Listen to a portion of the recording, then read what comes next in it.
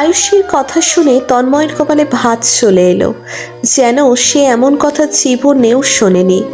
আজ আয়ুষীকে দেখতে এসেছে ছেলে পক্ষ, তাই ওদের একটু আলাদা কথা বলতে দেওয়া হয়েছে। কিন্তু আলাদা কথা বলতে এসে আয়ুষীর মুখে এমন কথা যেন তন্ময়ের কোনোভাবেই কাম্য ছিল না। তন্ময় গলায় কৌতূহল ভাবটা ঢেলে দিয়ে বলল, এমন কেন মনে হলো আপনার? যে কোনো একটা যুক্তিসঙ্গত কারণ বলুন ছেলেদের বিয়ে করার, তাহলেই এমন মনে করব না।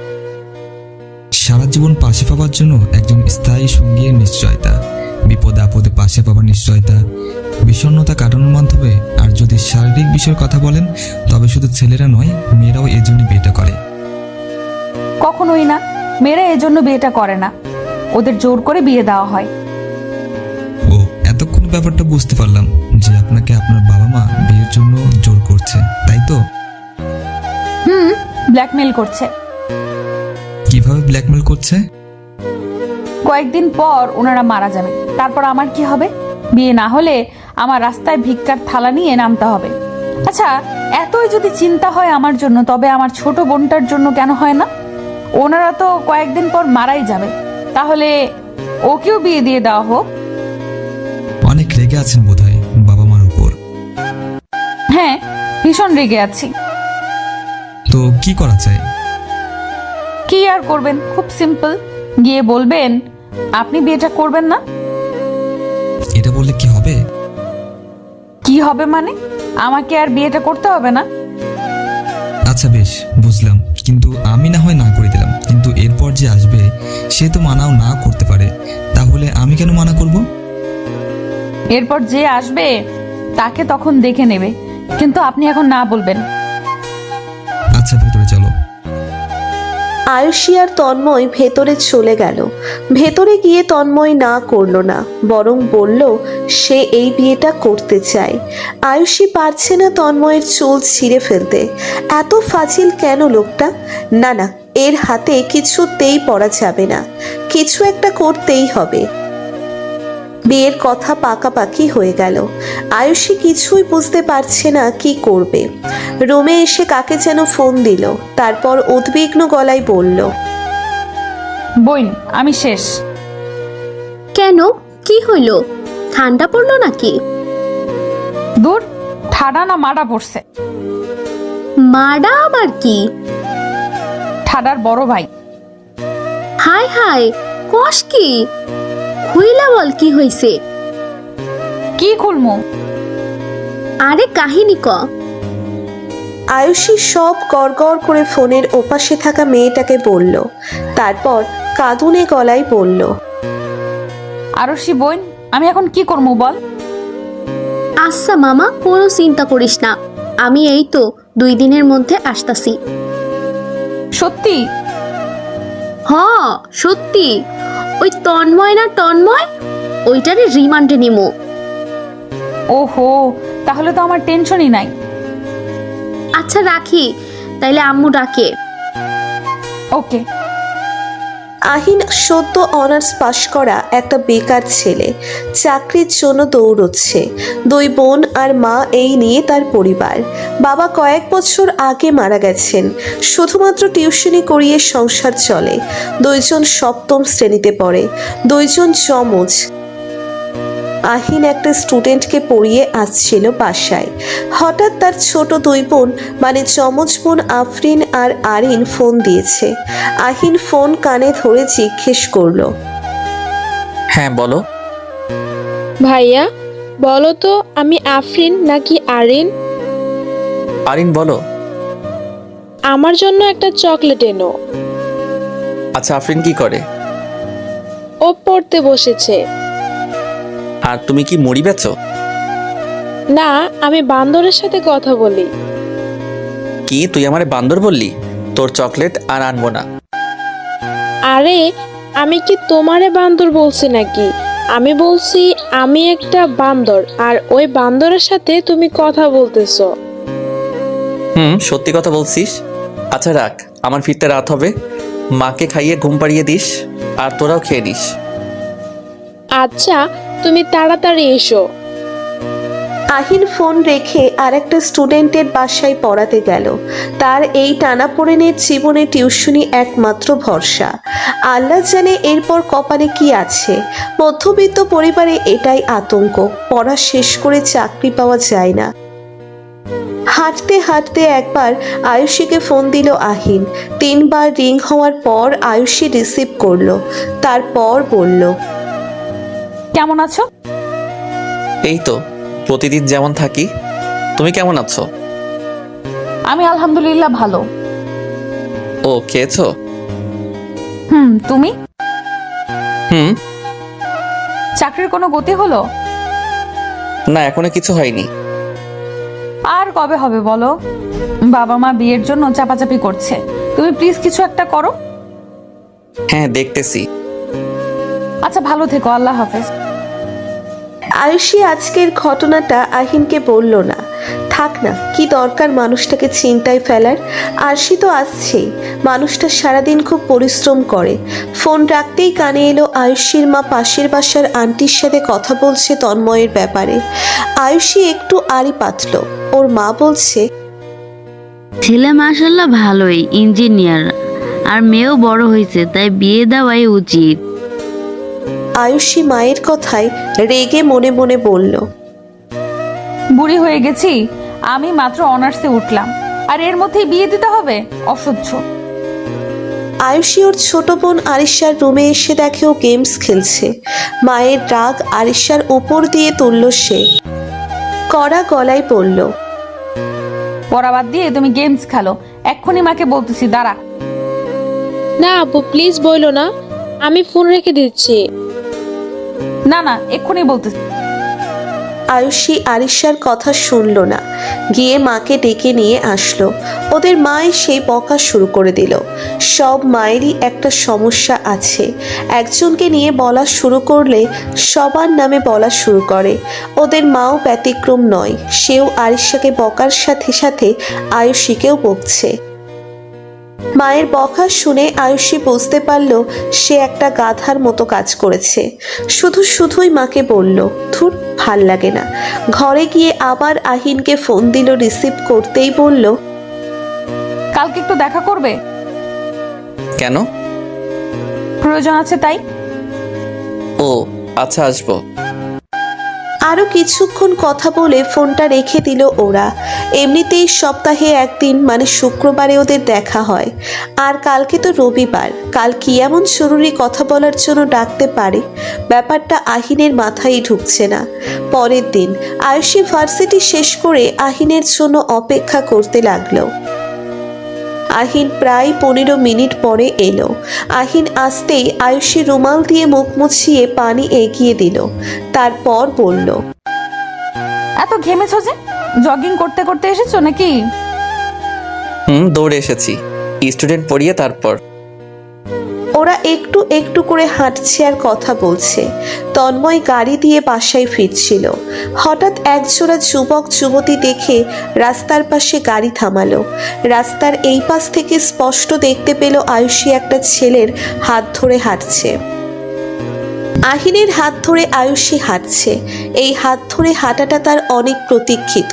পুরো সপ্তাহ অপেক্ষা করে শুধু শুক্রবার এই হাতের মালিককে পাওয়া যায়, যাকে আয়ুষী ভালোবাসে। কিন্তু এখন আহিনকে কি বলবে? কেন সে আজকে ওকে ডাকলো?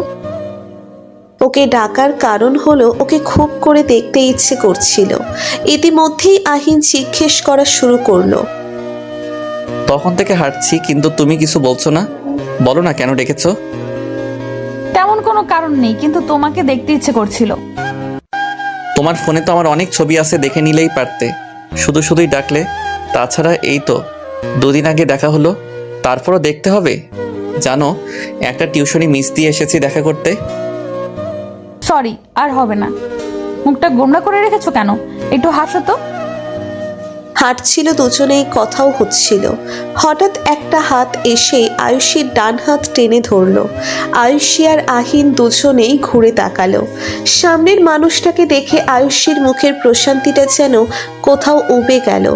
শক্ত মুখে লোকটাকে জিজ্ঞেস করলো, আপনি আপনি এখানে কেন? আর আমার হাত ধরার সাহস কোথায় পান? আপনাকে আপনার এক্সের সাথে দেখলাম হাঁটতে, তাই চলে এলাম। আর হাত ধরার সাহস কেন পাবো না? আয়ু, এই লোকটাকে আর এগুলো কি বলছে? হাই, আমি তন্ময় চৌধুরী, আর আপনার এক্স আমার হবু বউ। আমার এক্স মানে? মানেটা তো সহজ, আমার সাথে বিয়ে হয়ে গেলেও ও আপনার এক্সই তো। আয়ু, তুমি কিছু বলছো না কেন? এগুলো কি সত্যি? হ্যাঁ সত্যি। তাহলে তুমি আমায় বললে না কেন? কি বলবো বলো? বললে তোমার চিন্তা হবে তাই বলিনি। ভাইয়া, আপনি ওকে বিয়ে করেন না। আমরা দুজন দুজনকে খুব ভালোবাসি। আপনি বিয়েটা ভেঙে দেন প্লিজ। আমি বিয়ে ভাঙলে আপনি কি ওকে বিয়ে করতে পারবেন? আমি চাকরি জোগাড় করে ওকে বিয়ে করে ফেলবো। ততদিনে যদি অন্য কেউ এসে ওকে নিয়ে যায় তখন? আচ্ছা বাদ দিন, আমাদের বিয়ের সামনের শুক্রবারে। আমি আপনাকে কবুল বলার আগ পর্যন্ত সময় দিলাম। এর আগে যদি আপনি চাকরি জোগাড় করতে পারেন তাহলে আমি আপনাদের মাঝ থেকে সরে যাব। এটা বলেই তন্ময় আয়ুষীর হাত ধরে টানতে টানতে নিয়ে গাড়িতে তোলে। আর আহিন চোখ ভর্তি জল নিয়ে ওদের দেখতে থাকে। আহিন এখন বুঝতে পারল কেন আয়ুষী তাকে আজকে দেখা করার কথা বলল। আচ্ছা, মধ্যবিত্ত পরিবারে বোধহয় এমনই হয়। ভালোবাসার স্বপ্নগুলো সত্যি হয় না, দুঃস্বপ্ন হয়ে ঝরে পড়ে। আর মাত্র 5 দিন পর আয়ুষীর বিয়ে। এর মাঝে আহিন কিভাবে চাকরি পাবে কিছুই জানে না। তন্ময় আয়ুষীকে বাসায় দিয়ে গেল। আয়ুষী রুমে ঢুকেই ফোনটা হাতে নিয়ে আহিনকে ফোন দিল। 2 বার কল হতেই সে রিসিভ করলো। আয়ুষী আগে বলল, কি করবে এখন? বুঝতে পারছি না। চলো পালিয়ে যাই। আমার মা বোনদের ছেড়ে আমি পালাতে পারবো না। তাহলে আর কোনো উপায়ও নেই। বলতে পারবে আমায়? তুমি পারবে? তোমার উল্টা প্রশ্ন করার স্বভাবটা আর গেল না। বলো, পারবে? ভুলতে তো কেউই পারে না, অযথাই ভোলার চেষ্টা করে। সেই হিসেবে আমিও পারবো না, তুমিও পারবে না। কি চিন্তা করলে তুমি? এখনো কিছুই না। যদি পালাই তবে তোমাকে জানাবো। আচ্ছা বলো তো, ভালোবাসা টিকিয়ে রাখতে কি লাগে? বিশ্বাস, ভরসা, মায়া, সম্মান, এগুলোর মিশ্রণ। না গো, এখন ভালোবাসা টিকিয়ে রাখতে টাকা লাগে, ভালো চাকরি লাগে, তবে এই ভালোবাসা টেকানো যায়। কথায় যুক্তি আছে। আয়ুষী প্রচণ্ড উদাস হয়ে গেল। কিছু না বলেই ফোন কেটে দিল। তারপর আরশিকে ফোন দিল। হ্যাঁ বল। তুই কি কালকে সত্যিই আসবি? না রে, মা আসতে দিবে না। একবারে শুক্রবার আসবো। তাহলে কি করব আমি? তোর আর আহিনের ব্যাপারটা ওই ব্যাটাকে বলেছিস? আয়ুষী আজকের পুরো ঘটনা আরশিকে বলল। আরশি শুনে কিছুক্ষণ নীরব থাকলো, পরে বলল, আমি বুঝতে পারছি না কি বলবো। লাভ নেই কিছু করে, বিয়েটা করেই নেব। কি বলছিস হাবিজাবি? আহিনের কি হবে তাহলে? আমি জানি না, আমি কিচ্ছু জানি না। আয়ুষী ফোনটা কেটে দিল। দু চোখ পেয়ে চোখের পানি গড়িয়ে পড়ছে। কোনো বাঁধই মানছে না। ভালোবাসাগুলো বোধহয় এভাবেই হারিয়ে যায় অতল কৃষ্ণ গহ্বরে। আচ্ছা, তন্ময় কি কখনো কাউকে ভালোবাসেনি? ও যদি কাউকে ভালোবাসতো তবে আয়ুষীর কষ্টটা হয়তো বুঝতো। আর হবে না আহিনের হাত ধরে পথ চলা, ওর ঘর্মাক্ত মুখ মুছে দেওয়া। হয়তো কোনো একদিন কোনো এক বসন্তে তাকে দূর থেকে দেখা যাবে। কাছে যাওয়া হবে না, ছুঁয়ে দেখাও হবে না। আয়ুষীর এখনো মনে আছে সেদিনের কথা। প্রতিদিনের মতো সেদিনও সে ঘর থেকে বেরিয়েছিল পড়তে যাওয়ার জন্য। পথেই আহিন বাদ সাধল গুন্ডাদের মতো। তারপর একগুচ্ছ কদম দিয়ে বলল, গোলাপ আমার ভালো লাগে না, কদমটাই ভালো লাগে। এই কদমটাকে যত ভালোবাসি তোমাকে তার চেয়েও বেশি ভালোবাসি। আমার ভালোবাসা গ্রহণ করো। কি নিঃসংকোচ আবদার ছিল তার। আয়ুষী সেদিন কিছু বলেনি। তার ঠিক কিছুদিন পর সেও একগুচ্ছ কদম দিয়ে গুন্ডাদের মতো আহিনের সামনে দাঁড়ালো। তারপর বলল, কদম আমার ভালো লাগে না, তবে ভালোবাসার শহরে সব কিছুই তুচ্ছ। হ্যাঁ, আমি তোমার ভালোবাসা গ্রহণ করব। এবার তুমিও আমাকে তোমার বাহুডোরে আবদ্ধ করো প্রিয়। ভালোবাসার শুরু সেখান থেকেই। একসাথে দুটো বসন্ত পেরিয়ে গেল। আজ সবকিছুই কেমন যেন মনে পড়ে যাচ্ছে আয়ুষের। এই তো সেদিন দুজনে বৃষ্টিতে ভিজে বাসায় ফিরল। সেই বৃষ্টিময় দিনের কথা এখনো চোখে ভাসছে। আজ হঠাৎ এত কিছু একসাথে মনে হওয়ার কারণ কি?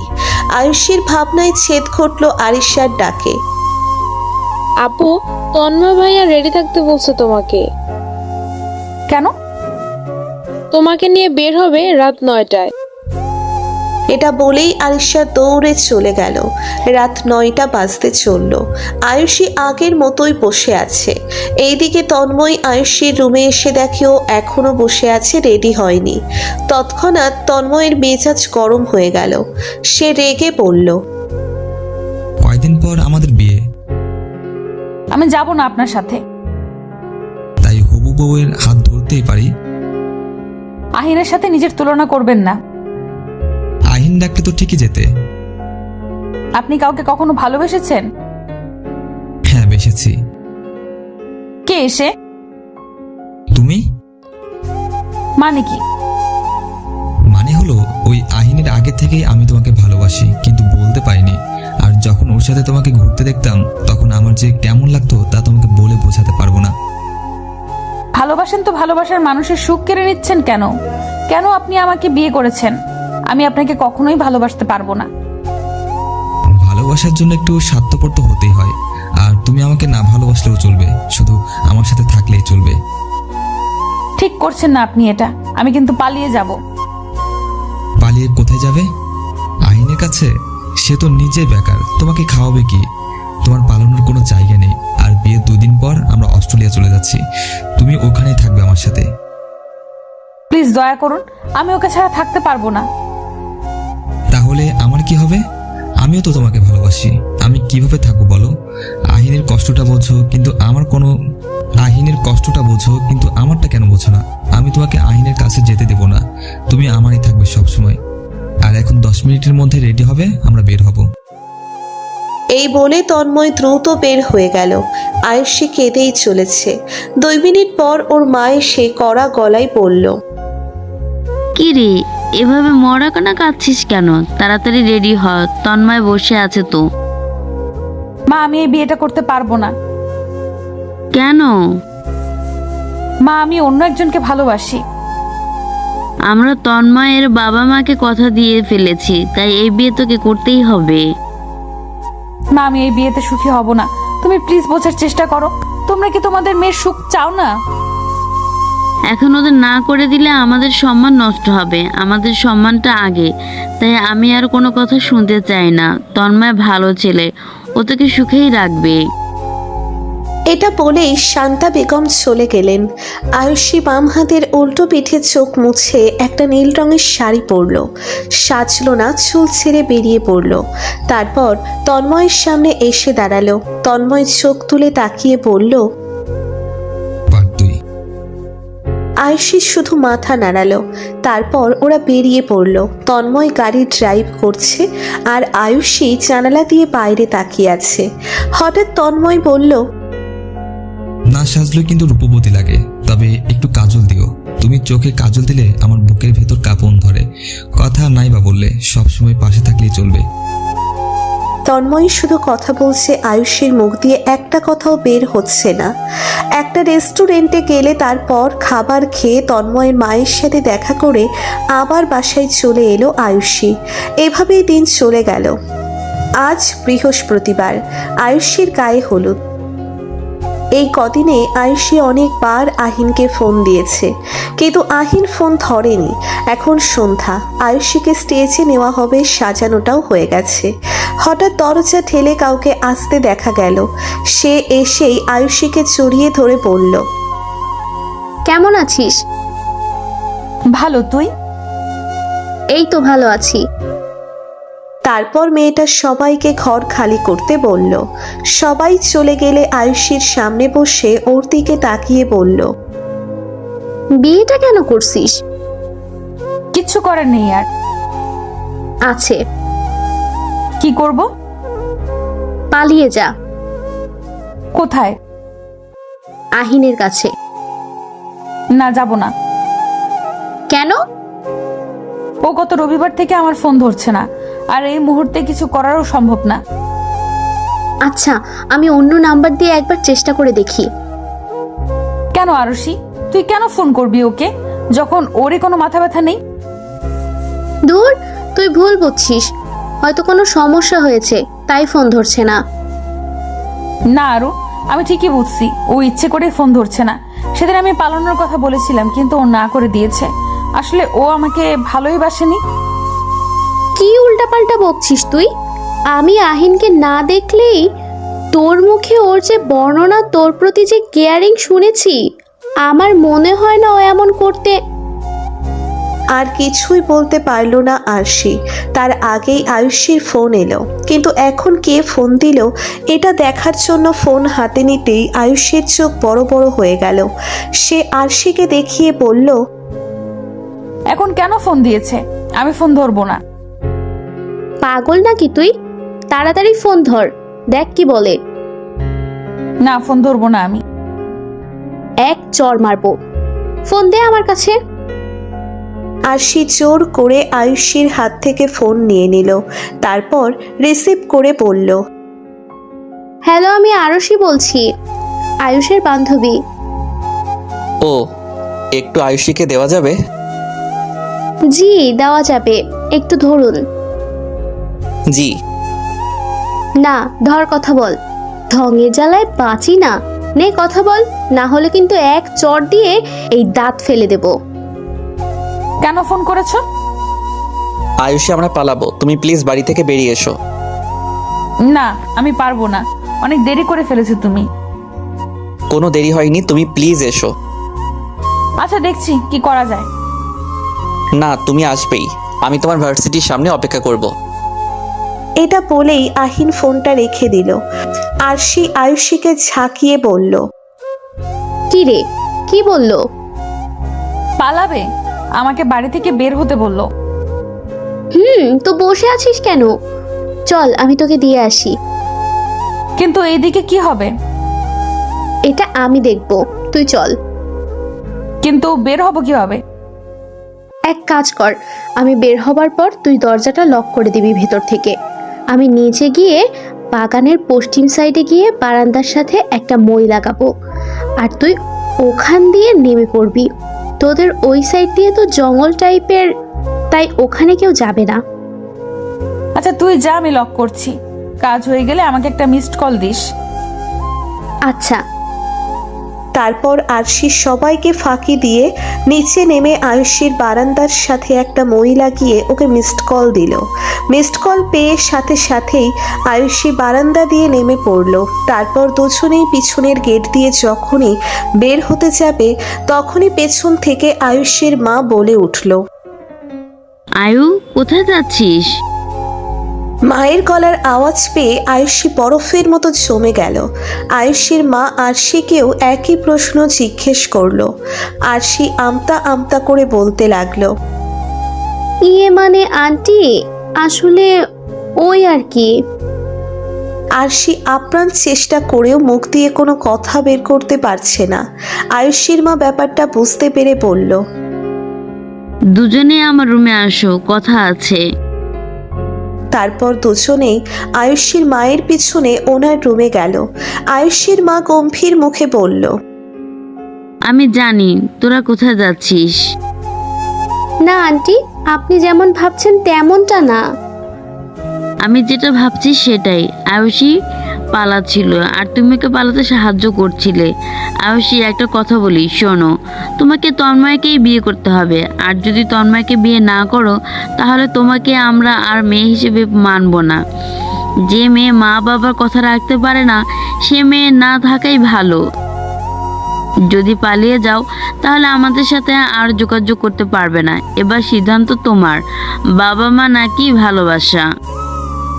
জন্ম দিয়ে মানুষ করেছো আমাকে, তাই আমি তোমাদের কাছে কৃতজ্ঞ। সেই কৃতজ্ঞতাটা প্রকাশটাই করলাম আজ। হ্যাঁ, আমি এই বিয়েটা করছি। দায়িত্বটা পালন করেছো ঠিকই, কিন্তু ভালোবাসোনি। ভালোবাসলে কখনো এমন করতে পারতে না। এগুলো বলেই মায়ের পায়ের কাছ থেকে উঠে দাঁড়ালো আয়ুষী। তারপর নিজের ঘরের দিকে চলে গেল। আয়ুষীর পিছনে আরশিও গেল। রুমে গিয়ে আয়ুষী পাথরের মতো বসে আছে। আরশিরও সান্ত্বনা দেওয়ার কোনো ভাষা নেই। যথারীতি আয়ুষীকে স্টেজে নেওয়া হলো। আর এদিকে আহিনও আয়ুষীর ভার্সিটির সামনে দাঁড়িয়ে আছে, কিন্তু আয়ুষীর আসার কোনো নামই নেই। আহিন অধৈর্য হয়ে আয়ুষীকে কল দিল, কিন্তু আয়ুষীর ফোন বন্ধ। অনেকবার ফোন করার পরও ওকে ফোনে পাওয়া যাচ্ছে না। রাগে আহিনের মাথায় চুল ছিঁড়তে ইচ্ছে করছে। আহিন রূপাকে ফোন দিল। রূপা আয়ুষীর ক্লাসমেট আর আহিনের প্রতিবেশী। হ্যালো রূপা। জি আহিন ভাই বলেন। আচ্ছা, আয়ুষীর কি হলুদের অনুষ্ঠান শুরু হয়েছে? হ্যাঁ হয়েছে, সবাই ওকে হলুদ লাগাচ্ছে। ও আচ্ছা। এটা বলেই আহিন ফোন রেখে দিল আর মনে মনে বলল, এতটা স্বার্থপর হতে কি বিবেকে বাঁধেনি? ভালোবাসার মর্যাদা তুমি রাখতে পারলে না। আমার ভালোবাসা কি এতই ঠুনকো ছিল যে তুমি সবকিছু ছেড়ে আসতে পারলে না? এগুলো ভাবতে ভাবতেই আহিন বাসায় চলে গেল আর গিয়ে রুমে দরজা বন্ধ করে বসে রইল। একটু পর 4টে ঘুমের ঔষধ খেয়ে শুয়ে পড়ল। এদিকে খুব ভালোভাবেই আয়ুষীর গায়ে হলুদ শেষ হলো। আয়ুষী শুয়ে আছে, চোখের পাতায় এক ফোঁটাও ঘুম নেই। পাশেই আরশিও শুয়ে আছে, তার চোখেও ঘুম নেই। প্রিয় বান্ধবীর কষ্টে যেন নিজেরও কষ্ট হচ্ছে।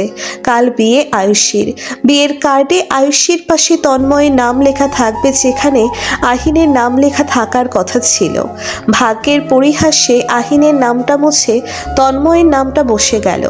এটাই হয়তো হওয়ার ছিল। আজ বিয়ে। আয়ুষীকে সুন্দর করে সাজানো হয়েছে। এখনো বরযাত্রী আসেনি। বরযাত্রী আসার অপেক্ষায় আছে কনে পক্ষ। তন্ময়রা আসলেই বিয়ে পড়ানো হবে। আর এদিকে আহিনের ঘুম ভাঙলো একটু আগে। নিজেকে কেমন যেন পাগল পাগল লাগছে। আহিন ফোনটা হাতে নিল শেষবারের মতো আয়ুষীকে ফিরে আসার জন্য বলতে, কিন্তু আয়ুষী কল ধরছে না। আহিন বাইরে গিয়ে পাশের ফ্ল্যাট থেকে রূপার ফোনটা নিল, তারপর আয়ুষীকে ফোন দিল। 2 রিং হতে ফোনটা রিসিভ হলো। আহিন ফোনটা কানে লাগিয়ে বলল, তুমি ফিরে এসো। পারবো না থাকতে তোমাকে ছাড়া। ফোনটা কেটো না প্লিজ। চলে এসো, এখনো সময় আছে। চলো না আমরা দূরে কোথাও চলে যাই। আহিন নিজেকে সামলাও, কেউ কাউকে ছাড়া মরে না, তুমিও মরবে না। ভালো থেকো, আল্লাহ হাফেজ। এটা বলেই আয়ুষী ফোনটা রেখে দিল। আহিন রূপার ফোনটা ওকে দিয়ে নিচের রুমে এসে আবার ঘুমের ঔষধ খেয়ে ঘুমিয়ে পড়ল। এদিকে আয়ুষীর বিয়েটা তন্ময়ের সাথে হয়ে গেল। চলে যাচ্ছে আয়ুষী তন্ময়ের সাথে। চোখ বেয়ে নোনা জল গড়িয়ে পড়ছে। তারপর 1 সপ্তাহ চলে গেল। আয়ুষী আর তন্ময় বিয়ের 2 দিন পরে অস্ট্রেলিয়া চলে গেল। আর আহিনও ওর স্বাভাবিক জীবনে ফিরে গেল।